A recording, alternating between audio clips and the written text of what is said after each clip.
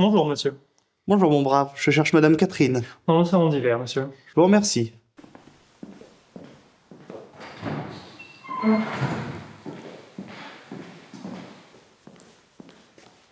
Où est le salon d'hiver? Sur votre gauche, monsieur. Je vous remercie. Votre cravate n'est pas droite. Oh, pardon, monsieur.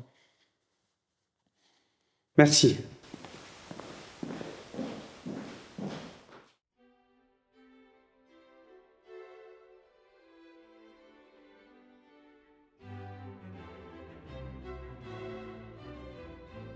Oh, vous voilà, mon cher Poirot. Quel plaisir de vous revoir pour la réouverture du château. Le plaisir est partagé, ma chère Catherine, mais je vous en prie, appelez-moi Hercule. Je ne pensais pas que vous viendriez.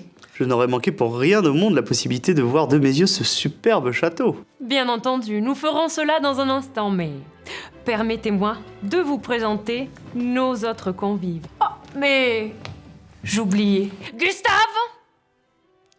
Servez du champagne à nos hôtes. Certainement, madame.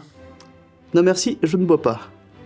Ah, mais vous reconnaissez sans doute mon cher et tendre Gilbert. Mais bien sûr, comment allez-vous mon ami?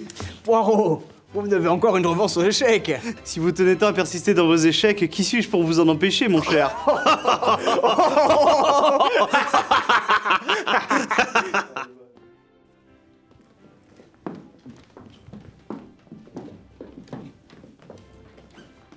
Laissez-moi vous présenter Madame de Joliberge, qui nous a tant aidés pour les rénovations. Je ne sais pas ce que nous aurions fait sans elle. Madame? Je vous en prie, appelez-moi Blandine. Monsieur? Théophile, mon cousin, l'un des descendants directs d'un de nos ancêtres communs, par alliance du côté de ma mère. À ça d'hériter, hein, mon pauvre Théophile. Enfin, je ne vais pas vous embêter avec nos histoires de famille. J'en mets déjà plein la tête à Madame Vérine, alors, vous savez. Vérine, n'a-t-elle pas un bureau notarial en ville? Tout à fait, le meilleur de la région même. Oh, Catherine, tenez votre majordome enfin, voyez bien qu'il est gauche. Je vous laisse visiter, Monsieur Poirot. Et n'oubliez pas, à 11h30, grande surprise! Évidemment. Bien, allons faire un tour dans les salons de cette charmante demeure. Mais ça remettrait beaucoup trop de choses en question, enfin, Vous comprenez que je peux pas être invitée involontairement, à moins que quelqu'un veuille... Monsieur Hercule Poirot, je n'en crois pas mes yeux, le fameux détective. Je m'appelle Vérine Sophia. Appelez-moi Sophia. Madame? Madame? Quelle superbe tapisserie nous avons là! Authentique tapisserie de Flandre du XVIe siècle. En si bon état, c'est remarquable. Et vous êtes? Aglaé, monsieur. Et vous êtes passionné d'histoire ou un membre de la famille? On peut dire ça, oui. Chers amis, nous avons une annonce à vous faire. Voilà. Au cours des derniers mois, vous avez tous été très présents pour nous. Et maintenant, ça y est, les travaux sont enfin terminés. Et à ce sujet, nous avons une grande annonce à vous faire. Mes chers amis, nous tenons à vous remercier personnellement d'être venus. Cela nous touche énormément. Mais la réelle raison pour laquelle nous vous avons fait venir est pour vous annoncer que nous cédons le château à l'un d'entre vous. Eh oui, il est temps de tourner une page. Et pour cela, nous avons décidé de léguer notre château à...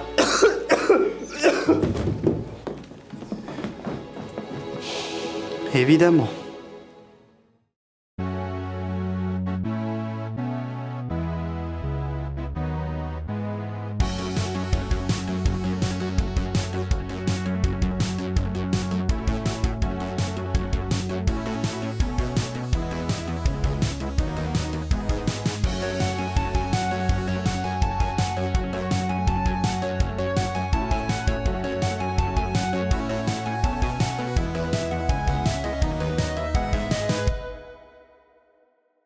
Bonjour à tous, si je vous dis adaptation de littérature en jeu vidéo, c'est pas forcément les œuvres d'Agatha Christie qui vont vous venir en tête. Et pourtant...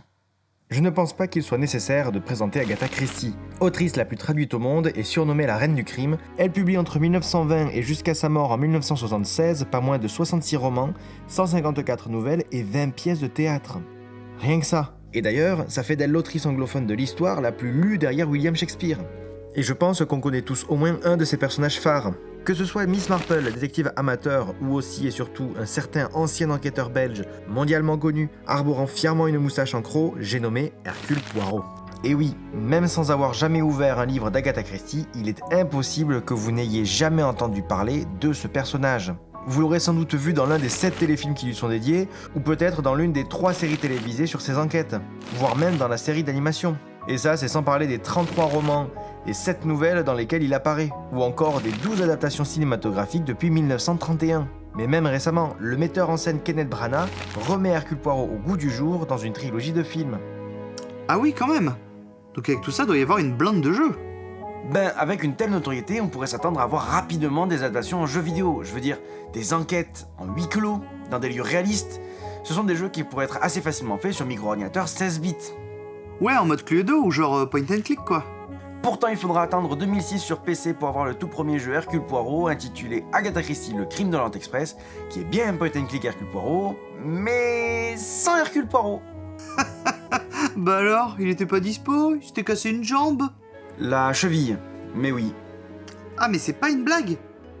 Un jeu Hercule Poirot où tu joues pas Hercule Poirot, c'est original. Ouais, et pour jouer Hercule Poirot, il va falloir attendre sa suite en 2007 avec Agatha Christie Meurtre sous le soleil sur PC, mais aussi sur Wii sous le nom de Agatha Christie, Les vacances d'Hercule Poirot. Bon, c'est typiquement le jeu d'enquête à l'ancienne. On incarne Poirot pendant ce qui devait être des vacances tranquilles. Mais si vous connaissez le bug, vous savez que c'est jamais bon signe de le voir débarquer. Ça dégénère toujours en meurtre à un moment donné.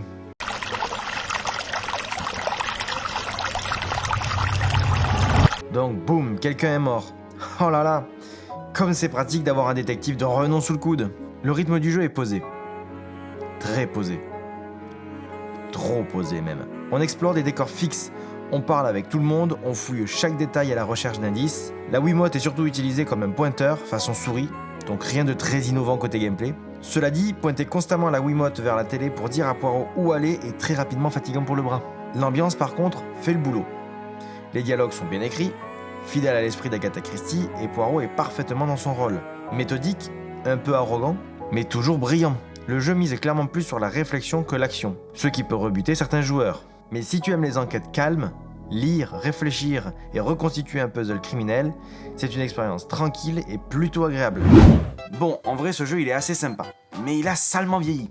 Si on veut un jeu plus intéressant et dynamique, il va falloir avancer dans le temps et se pencher sur les jeux Microids. Ouf. Ah ouais, on descend bien bas quoi. Ouais, dit comme ça vend pas du rêve, mais pourtant je te promets ça vaut le coup d'y jeter un œil. Avec notamment en 2023, Agatha Christie et le crime de l'Orient Express, sorti sur Nintendo Switch.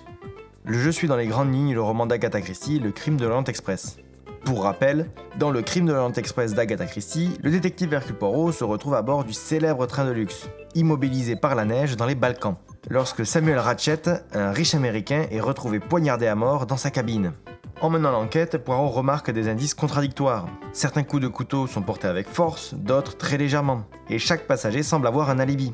Mais tous présentent de petites incohérences. Le détective va donc devoir faire appel à ces petites cellules grises pour percer à jour la vérité. De quoi donc faire un jeu intéressant avec une flopée de personnages et des rebondissements scénaristiques. Bon, cela dit, les développeurs ont voulu adapter le récit d'origine pour l'actualiser et apporter des surprises aux personnes qui auraient déjà connaissance de l'œuvre. Et ça commence dès l'ouverture du jeu. Ici, l'histoire se déroule en 2023, au lieu de 1934 comme dans les livres.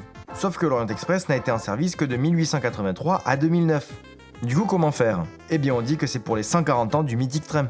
Un trajet anniversaire a lieu. On joue donc Hercule Poirot qui était à Istanbul et qui est rappelé d'urgence à Londres. Mais comment s'y rendre rapidement et efficacement en l'an de grâce 2023 ? En avion. En train, évidemment. Bah oui, si c'est pour faire plaisir à Book, comment le lui refuser ? Regardez-le. Poirot, mon ami, Bon, je passe au tuto qui nous apprend le fonctionnement du jeu pour me concentrer sur l'histoire qui nous est racontée. Une fois dans le train, on fait la rencontre des différents passagers avec quelques changements mineurs pour actualiser le contexte, comme le colonel Arbuthnot qui ne revient plus des Indes britanniques mais d'Irak et qui est capitaine. Mais on raccroche vite les wagons avec le roman. Sans mauvais jeu de mots. On enquête donc sur la mort de Monsieur Ratchet.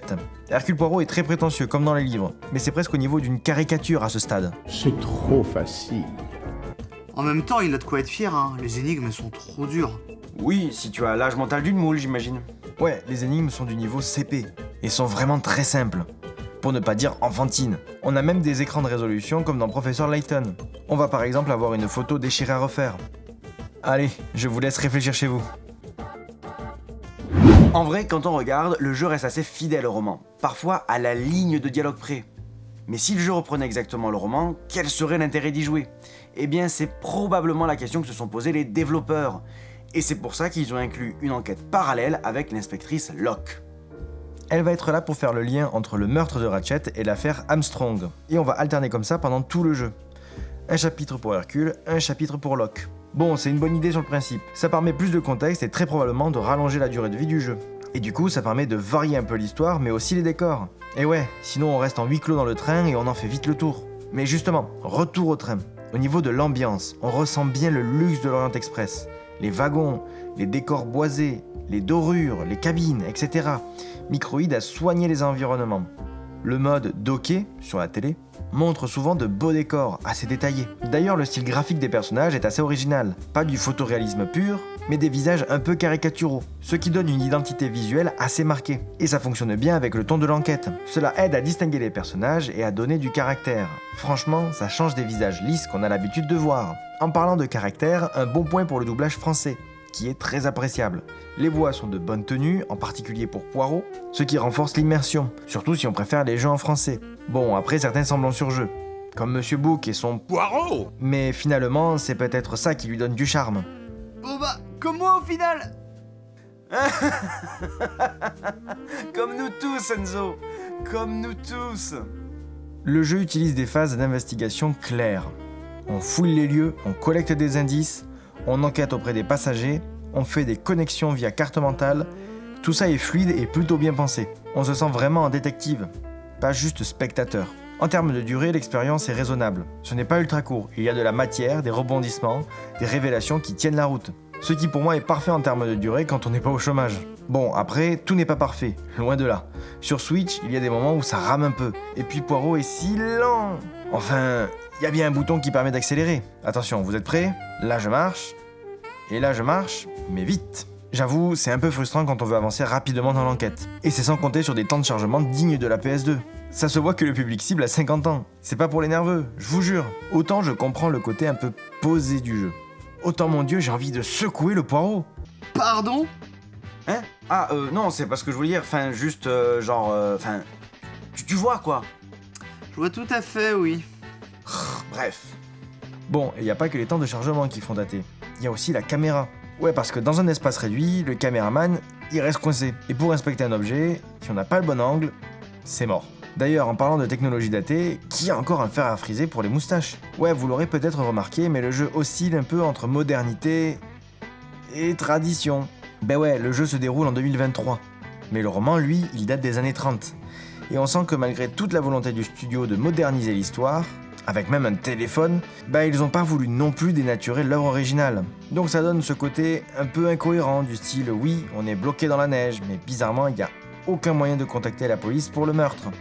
Ou alors oui, Hercule Poirot a un iPhone 17, mais par contre il se frise la moustache avec ça. Seuls les vrais n'ont pas besoin de fer à friser. Ouais, j'avais déjà essayé pour mes cheveux et... Et donc? Ben finalement je les préfère au naturel. Je comprends. Bref, le jeu se termine sur une fin sans surprise pour ceux qui connaissent l'histoire. Du coup, on pourrait se demander quel est l'intérêt de jouer pour les personnes qui ont déjà lu le livre. Mais là aussi, je pense que c'est la même réflexion que pour le film. L'intérêt, c'est de se replonger dans l'ambiance qu'on a tant aimé, redécouvrir les personnages, l'ambiance, et découvrir une nouvelle interprétation du texte. Là où Kenneth Branagh a pris le parti de rajouter de l'action dans son film, eh bien Microïd a décidé de le décrire à travers le spectre de notre époque. Dans les deux cas, c'est pas forcément une décision qui plaira à tout le monde, mais qui a au moins l'intérêt de rendre accessible une histoire qui a bientôt 100 ans aux plus jeunes d'entre nous. Alors certes, les énigmes sont simples, les graphismes limites pour 2023 et les parties avec Locke cassent un peu l'immersion, mais au final j'ai trouvé que c'était plutôt un bon jeu. Le studio s'est posé les bonnes questions et a apporté des réponses assez cohérentes et intéressantes. J'ai passé un très bon moment et même si je connaissais la fin, j'avais hâte d'enquêter moi-même et de trouver les indices. Et d'ailleurs je ne suis pas le seul à avoir apprécié, puisqu'il a reçu d'excellentes notes de la part des joueurs.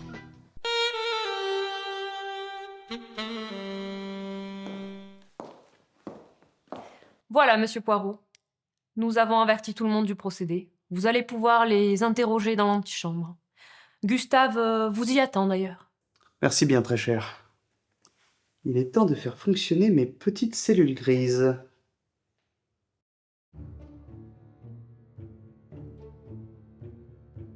Bien, Gustave. Pour commencer, je vais vous laisser vous présenter. Me parler de votre lien avec la victime, par exemple. Je suis Gustave Juste, et j'ai bien peur que mon seul lien avec monsieur soit strictement professionnel. Je suis le majordome de la famille. Depuis combien de temps travaillez-vous pour la famille? 2 ans. Mais ressenti 10. Ah oui. Oui, vous savez, Gustave prépare les repas, Gustave va ouvrir la porte, Gustave ramasse les chaussettes qui traînent dans l'escalier depuis 2 semaines. Ce n'est vraiment pas un métier facile. Mais monsieur Delassagne vous appréciez sans doute. Vous rigolez. Il m'humiliait constamment et passait son temps à me rabaisser. Le genre de personne qu'on préférerait sortir de sa vie, n'est-ce pas? Vous m'accusez? Mais monsieur, si j'avais voulu éliminer monsieur, je l'aurais fait à l'abri des regards, et j'aurais caché le corps dans un endroit où jamais il n'aurait été retrouvé. Et ce n'est pas ce genre d'endroit qui manque dans cette propriété. C'est noté. Merci, Gustave. Heureusement que vous êtes là, mon bon Poirot. Vous allez pouvoir régler l'affaire en moins de temps qu'il n'en faut pour le dire. Cela me paraît évident. Mais dites-moi, la mort de votre époux n'a pas l'air de vous choquer plus que ça. Monsieur Poirot, nous savions tous les deux que ça allait arriver, un jour ou l'autre. Que voulez-vous dire? Depuis ses problèmes de dette, Gilbert s'était fait des ennemis un peu partout. Des dettes, vous dites? Nous n'allons pas léguer le château de famille de bon cœur. Mais ce château, il appartient à votre famille, pas à Gilbert. Tout à fait. C'est ma famille qui l'a construit. C'est ma famille qui y a vécu. Ce n'était pas à lui de prendre cette décision. Vous ne souhaitiez pas le léguer? Jamais de la vie. Et pourquoi ne pas le vendre? Pour éponger les dettes? Gilbert était un idiot. Et pour dilapider l'argent de mon héritage dans les jeux, certainement pas. Vous auriez été prête à tout pour l'en empêcher, donc. Pardon? Qu'insinuez-vous, au juste? Cet entretien est terminé. Bien. Monsieur de Boiserie, c'est bien ça? Oui. Bon, j'ai cru comprendre que vous étiez l'héritier logique en cas de legs de la demeure familiale, n'est-ce pas? En êtes-vous certain? Ou peut-être vous vous êtes fait passer pour quelqu'un que vous n'êtes pas? Un descendant direct, mais par alliance du côté de la mère de votre cousine, n'est-ce pas? Vous ne deviez pas hériter du château en réalité. Et vous êtes débarrassé du seul qui pouvait remettre en cause votre droit, Gilbert Delassagne! À vous, vil criminel! Monsieur, j'ai quelque chose à vous dire. Bien sûr, nous en avons terminé avec monsieur de Boiserie. Je vous remercie. Je m'excuse de vous avoir dérangé, monsieur Poirot, mais je vous ai entendu parler d'héritier illégitime. Comment? Vous remettez en cause la légitimité de Théophile? Mais c'est un garçon adorable, comment pouvez-vous? Eh bien voilà, Madame Delassagne a récemment fait appel à moi concernant les dettes de monsieur et le legs du château. Je vous écoute. Il semblerait que quelqu'un d'autre fasse partie de l'équation. Ah oui? Oui, en cherchant dans l'arbre généalogique, un nom est apparu, et cette personne n'a pas attendu avant de faire parler d'aide. Aglaé. Mais non! C'est l'héritière et, légalement, elle est en droit de récupérer son dû. Oh la dinguerie! Très bien, je vous remercie pour cette information, Madame Vérine. Et à part cela, vous n'auriez aucune raison de vouloir tuer Monsieur Delassagne. Une raison? Mais si j'en avais qu'une seule, monsieur Poirot. L'homme est un idiot, perfide et avide d'argent. Si j'avais voulu le tuer, j'aurais probablement réussi. Je l'aurais empoisonné.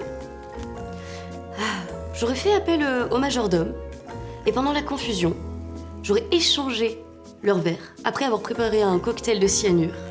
Et il aurait agi pendant son discours, son précieux discours. Mais malheureusement, ce n'est pas moi. Bien sûr, je ne remettrai jamais en cause votre parole, madame. C'est simplement mon métier, vous comprenez? Ah oui, oui, et je vous admire pour ça. Merci, madame. Bon, eh bien, je vais y aller. Bien sûr, et merci pour le tuyau. Ah, Madame de Joliberge. Je n'avais pas appelé Madame Roy? Je n'ai pas pu m'en empêcher. Je suis une grande fan d'Hercule Poirot. Vos flatteries n'auront aucun effet sur moi. Commençons directement l'interrogatoire si vous le voulez bien. C'est comme dans les films. Vous êtes donc gérante d'une chaîne d'hôtels de luxe, n'est-ce pas? C'est exact. Et que faites-vous ici, madame? Je suis venue pour la passation du château. Il allait me revenir de droit. Et en quel honneur? Monsieur de Lassagne était endetté. Et ça, ce n'était un secret pour personne. Je l'ai contacté afin de racheter le château et en faire un hôtel. Je croyais que le château devait être légué. Oh là là, oui, officiellement. Parce que madame ne veut pas le vendre. Ça serait la honte pour la famille si elle le faisait. Donc vous aviez un arrangement avec lui. Cependant, il vous a fait faux bond. Pardon? Au dernier moment, un nouveau personnage a pointé le bout de son nez, plus légitime à recevoir le château, et a mis à mal votre petite affaire. Enfin, Hercule. Je peux bien vous appeler Hercule. Non. Enfin, Hercule, dans ces moments-là, on a des contrats pour nous couvrir. On passe devant un notaire et tout le tralala. Un notaire, vous dites? Ça suffira, merci.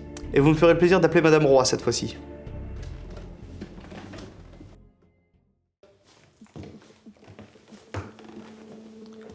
Madame Roy. Appelez-moi Aglaé, monsieur. Bon, Aglaé. Dites-moi quel est votre lien avec la victime. Une simple connaissance de connaissance. Ne jouez pas avec moi, Aglaé.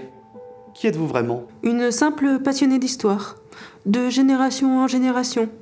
Depuis 1759, date de fin de construction du château de mon arrière-grand-père. Nous y voilà. Oui, voilà, c'est ce que vous voulez savoir. Je suis l'héritière de ce château.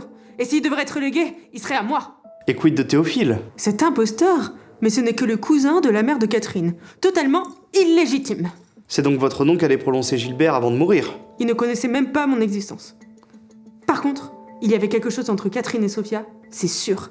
Elles avaient quelque chose derrière la tête. Que voulez-vous dire? Eh bien, c'est évident. Gilbert ne savait même pas que sa femme l'a trompé avec la notaire. Je vois. Je vous remercie. Gustave, réunissez tout le monde dans la salle à manger, je vous prie. J'en ai terminé avec les questions. Place aux réponses.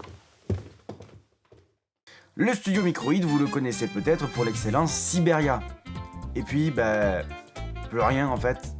Ils ont bien les droits de quelques licences, bien sûr. Mais à part ça, quand on aperçoit leur logo, c'est rarement gage de bonne qualité. Et pourtant, l'Orient Express sort du lot. Les gens ont vu les efforts qui ont été faits et ont su les apprécier. Du coup, pourquoi ne pas remettre ça 2 ans plus tard, en 2025, avec les nouvelles aventures d'Hercule Poirot, Mort sur le Nil. Et oui, si vous avez bien suivi, vous saurez que le deuxième film de Kenneth Branagh est également Mort sur le Nil. De là à dire que Microïd veut surfer sur les succès du film, il n'y a qu'un pas. Mort sur le Nil est le successeur direct du Crime de l'Orient Express. Même DA, même gameplay, même rythme, et malgré ça, ils n'ont pas exactement les mêmes ambitions. Et leur façon d'aborder le mystère est très différente. Cette fois-ci, l'enquête ne se déroule ni dans les années 30, ni à notre époque, mais bien pendant les 70s. C'est une décision originale qui permet aux développeurs de s'amuser sur la DA beaucoup plus funky, la musique ou même les costumes. Outre l'aspect esthétique, cela n'apporte rien de spécial au scénario. Qu'est-ce que j'aurais aimé vivre dans les années 70 quand même? Ouais, l'explosion des premiers jeux vidéo. Les cheveux longs, Le peace and love. la montée du féminisme, Les chocs pétroliers. la guerre froide, Le coup d'état de Pinochet. les boules à facettes. Let's go! À l'instar de son prédécesseur, on va incarner 2 personnages différents sur 2 enquêtes parallèles. On retrouve bien entendu le beau gosse absolu qu'est Hercule Poirot,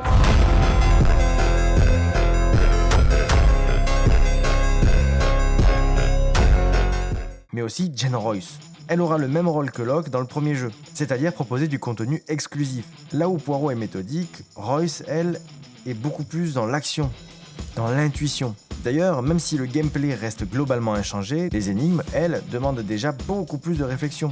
Oui, non, bon, là c'est pas le bon exemple. Mais quand on regarde la carte mentale, elle est plus complexe, plus complète aussi. Ils ont également rajouté des fiches de personnages que l'on va devoir remplir au fur et à mesure que l'on avance dans l'enquête. On va apprendre leur nom, leur profession, leurs liens entre eux et peut-être même leurs terribles secrets. Comme le pire d'entre tous, celui de Lynette qui porte des lentilles de contact. Et pour cela, il va falloir fouiller dans les conversations qu'on a eues avec eux précédemment. Grande nouveauté également, on va devoir à plusieurs reprises reconstituer la chronologie des événements. C'est une phase sympa qui permet de replacer tous les personnages au bon endroit et au bon moment, et d'y voir plus clair. En vrai, ce sont plein de petits changements qui permettent vraiment d'ajouter un peu de fraîcheur au précédent jeu. On a même une phase de gameplay qui nécessite de conduire le Carnac. Oui.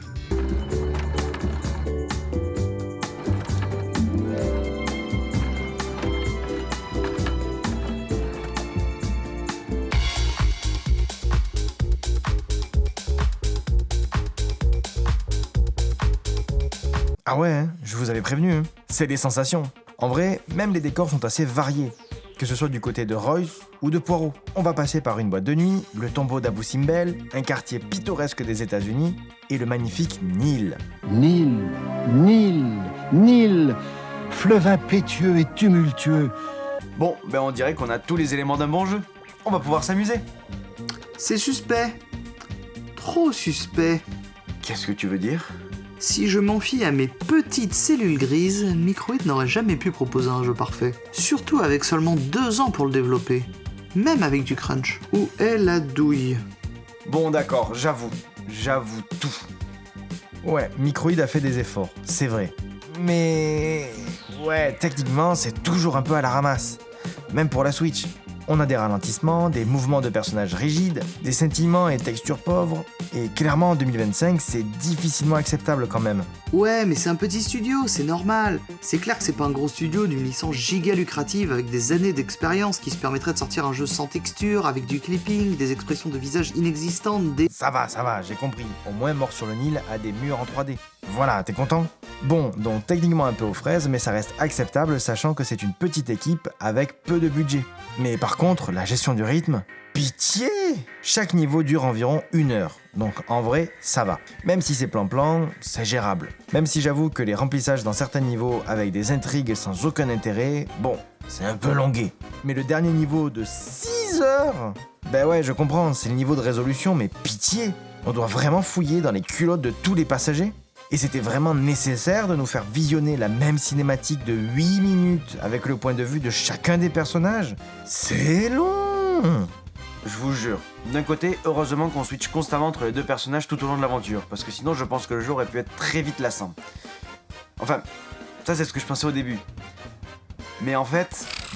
là où dans le Crime de l'Orient Express, Joanna Locke servait à approfondir et donner du contexte aux événements déjà existants, ben là, Jane Ross, elle, suit une enquête qui n'a de base rien à voir et n'existait pas du tout dans le roman. Là, on enquête sur le meurtrier de son ami.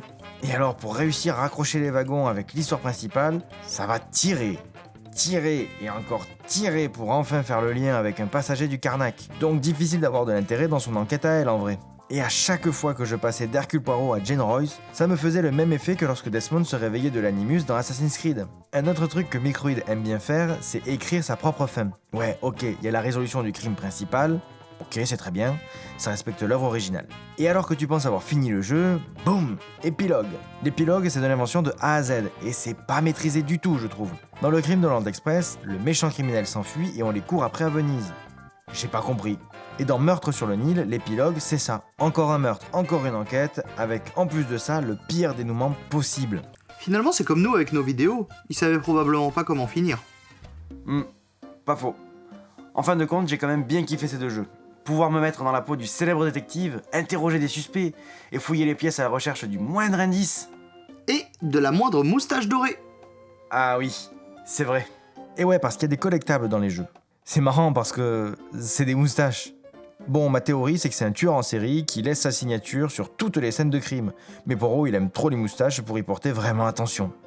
Et si j'ai beaucoup critiqué l'aspect technique des jeux qui sont à peine mieux que les derniers Pokémon, ben, contrairement à Game Freak, là ces jeux ne sont développés que par 12 personnes. Ce qui fait quand même relativiser. Mais finalement, est-ce que Microïd a réussi son pari? Je dirais que, globalement, oui. Microïd a réussi à faire une adaptation qui marche bien. Fidèle quand il le faut et qui essaye d'être innovante quand c'est possible. L'introduction du 2e enquêteur est une bonne idée. Cela permet d'élargir la perspective, de varier les situations et surprendre les connaisseurs des livres. Ils sont loin d'être parfaits, mais peuvent servir de porte d'entrée à l'univers d'Agatha Christie. Perso, c'est un univers que je ne connaissais pas trop de base. C'est surtout les films de Kenneth Branagh qui m'ont introduit à Hercule Poirot. Et jouer au jeu m'a permis de renforcer cet intérêt. Et du coup, je suis curieux de voir ce que Microïd va pouvoir nous sortir dans son prochain jeu.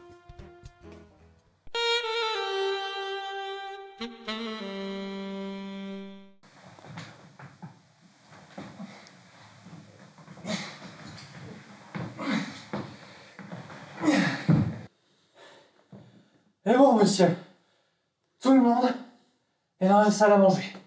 Merci, mon brave. Avez-vous déjà résolu le mystère, monsieur Poirot? Vous ne m'avez pas rendu la tâche facile, mais j'ai dû me focaliser sur un point. Qui voulait tuer cet homme et... Baissez la main. Je n'ai pas fini et ce n'était pas une question. Qui voulait tuer cet homme voulait aussi son château. Mais qui aurait pu en vouloir? Vous? Mais voyons, mon bon Poirot, c'est déjà mon château. De peur qu'il ne vous échappe, vous l'avez peut-être tué avant qu'il ne révèle le nom du nouveau propriétaire. Ridicule. Vous avez raison. Vous ne savez même pas préparer une tasse de thé, alors préparer du poison? Non, non, non, non, non, non, non. Mais il y a quelqu'un ici qui sait préparer une tasse de thé, n'est-ce pas? Oui, enfin, je sais aussi faire des nuggets, mais je ne vois pas le rapport. Le pauvre majordome, maltraité, humilié, exploité, sous-payé, aurait-il mis un terme à la vie de son employeur? Oui, en effet, c'est possible. Mais qu'auriez-vous fait du château? Non, ça n'a pas de sens. Le château aurait été de toute manière légué à l'héritier de droit. N'est-ce pas, Aglaé? Oui, c'est bien moi. L'arrière Venez-en, en fait. descendante du marquis. C'est à moi que devait revenir le château. Mais quel intérêt auriez-vous eu à tuer Monsieur de la Sagne si de toute manière il aurait révélé votre nom? À moins bien sûr qu'il y ait un autre héritier présent. N'est-ce pas, Théophile? Et pourtant, ce n'est pas vous qui avez attiré mon attention. Blandine de Joliberge, c'est une bien belle demeure, n'est-ce pas? Oui. Vous ne rajouteriez pas quelques salles de bain, quelques cloisons, et pourquoi pas des mini-bars dans les chambres, n'est-ce pas? Oui, c'est une bonne idée. Mesdames et messieurs, voilà votre meurtrière! Ah, mais pas du tout. Vous n'avez même pas parlé de Sophia. Enfin, qui suspecterait Sophia? Elle a rien à se reprocher. Oui, enfin, elle est quand même en train de se prendre en selfie avec le mort.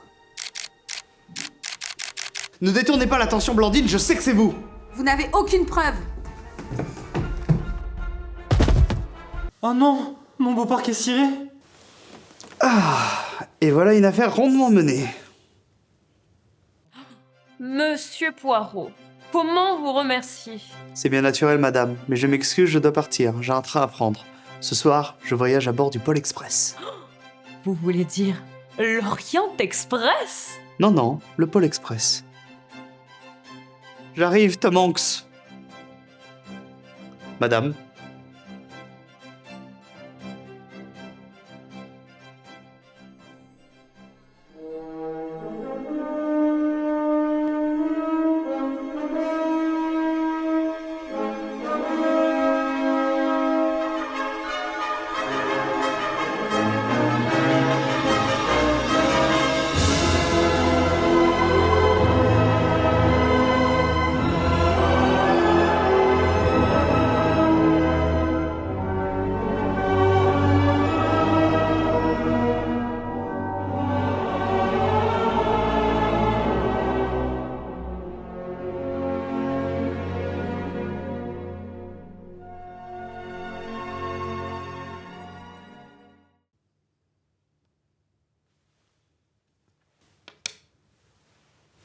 C'est encore un échec, mon ami.